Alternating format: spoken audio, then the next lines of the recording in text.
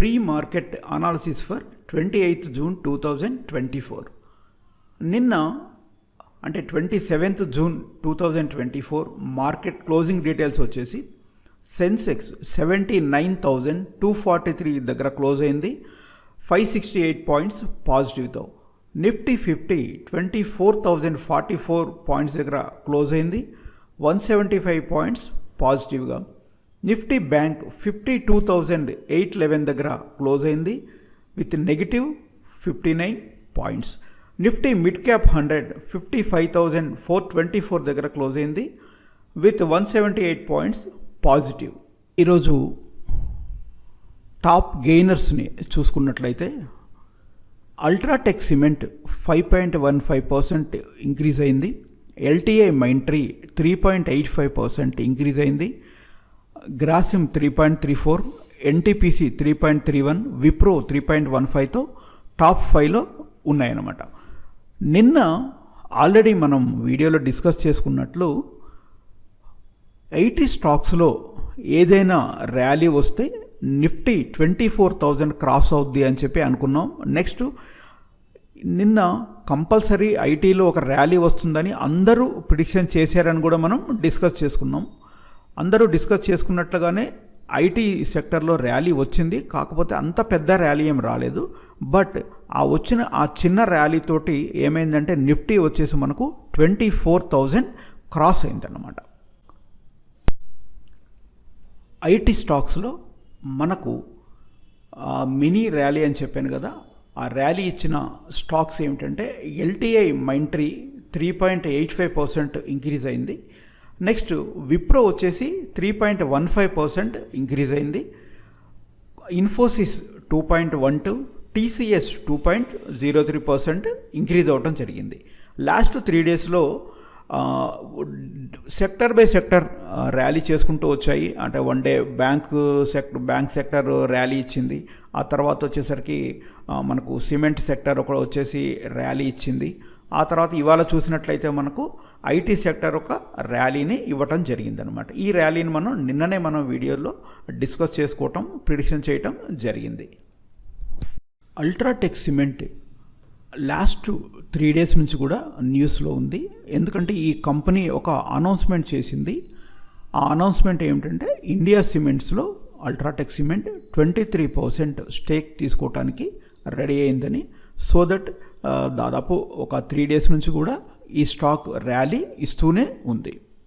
ఈరోజు open interest చూసుకున్నట్లయితే 24,000 దగ్గర ఎక్కువగా కాల్ రైటింగ్ జరిగింది.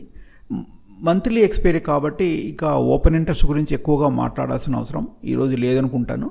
రేపు ఈ ఓపెన్ ఇంట్రెస్ట్ అనేది చాలా చేంజ్ అవుతుంది. రేపు ఈవినింగ్ వీడియోలో మనం ఈ ఓపెన్ ఇంట్రెస్ట్ గురించి డిస్కస్ చేద్దాం.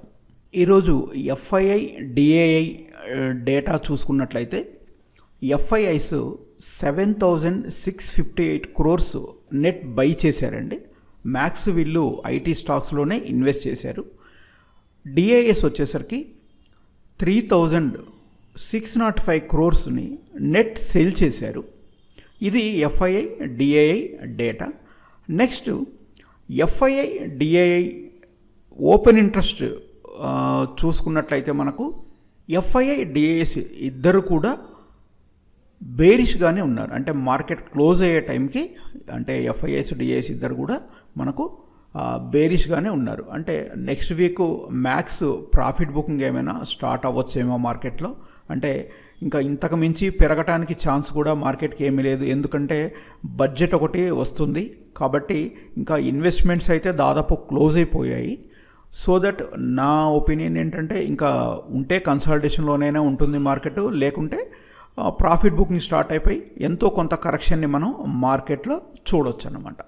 కొత్తగా ఎవరైనా మళ్ళీ ఇన్వెస్ట్మెంట్లోకి వచ్చే వాళ్ళు ఉంటే నా అడ్వైజ్ అయితే కొద్ది రోజులు వెయిట్ చేయండి. అంటే బడ్జెట్ అయ్యే వరకు కూడా కొత్త ఇన్వెస్ట్మెంట్స్ని ఆపండి. కావాలి అనుకుంటే ఉంది అనుకోండి, రన్నింగ్లో ఏదైనా ఇన్వెస్ట్మెంట్ ఉంటే దాన్ని అలా ఉంచి చూస్తుండండి. ఏదైనా ప్రాఫిట్ బుకింగ్ స్టార్ట్ అయితే మీరు కూడా దాన్ని మీ పొజిషన్స్ని క్లోజ్ చేయడానికి ట్రై చేయండి. ఇక గ్లోబల్ మార్కెట్స్ విషయానికి వస్తే యూఎస్ మార్కెట్స్ S&P 500 5 పాయింట్స్ పాజిటివ్గా క్లోజ్ అయింది. డౌ జోన్స్ ఫ్యూచర్స్ 22 పాయింట్స్ నెగిటివ్లో క్లోజ్ అయ్యాయి. నాస్డాక్ 53 పాయింట్స్ పాజిటివ్గా క్లోజ్ అయింది. యూరోపియన్ మార్కెట్స్కి వచ్చేసరికి సిఎస్ఈ 40 78 పాయింట్స్ నెగిటివ్లో క్లోజ్ అయింది. ఎఫ్టిఎస్ఈ 100 45 పాయింట్స్ నెగిటివ్లో క్లోజ్ అయింది. డిఐఎక్స్ 55 పాయింట్స్ పాజిటివ్గా క్లోజ్ అయింది. ఏషియన్ మార్కెట్స్లో నిక్కీ 225 330 పాయింట్స్ పాజిటివ్గా క్లోజ్ అయింది. హ్యాంగ్సెంగ్ ఫ్లాట్గా క్లోజ్ అయిపోయింది. షాంఘై 2 పాయింట్స్ నెగిటివ్లో క్లోజ్ అయింది. ఇది global markets matter. Gift Nifty 24,180 దగ్గర క్లోజ్ అయింది, 9 పాయింట్స్ నెగిటివ్గా. టెలికాం సెక్టర్లో ఒక న్యూస్ సర్క్యులేట్ అవుతుంది. అది ఏంటంటే టెలికాం టారిఫ్ హైక్. జియో తన 155 రూపీస్ ప్లాన్ని 189 రూపీస్గా, ఇంకా రిమైనింగ్ ప్లాన్స్ను కూడా రేపు జూలై 3 నుంచి ఇంక్రీజ్ చేయబోతుంది. ఇవి టెలికాం సెక్టర్కు, ఈ న్యూస్ టెలికాం సెక్టర్కు పాజిటివ్ న్యూస్. నెక్స్ట్ ఆర్బీఐ నుంచి కొన్ని రిపోర్ట్స్ నిన్న రిలీజ్ అయ్యాయి. వీటిలోకి డెప్త్గా వెళ్ళాల్సినంత అవసరం మనకేమీ లేదు. కానీ మీనింగ్ ఏంటంటే ఎన్బిఎఫ్సికి అండ్ బ్యాంక్స్ కూడా ఎన్పిఏ అనేది తగ్గిందనమాట. ఇది బ్యాంక్స్కి చాలా పాజిటివ్ న్యూస్.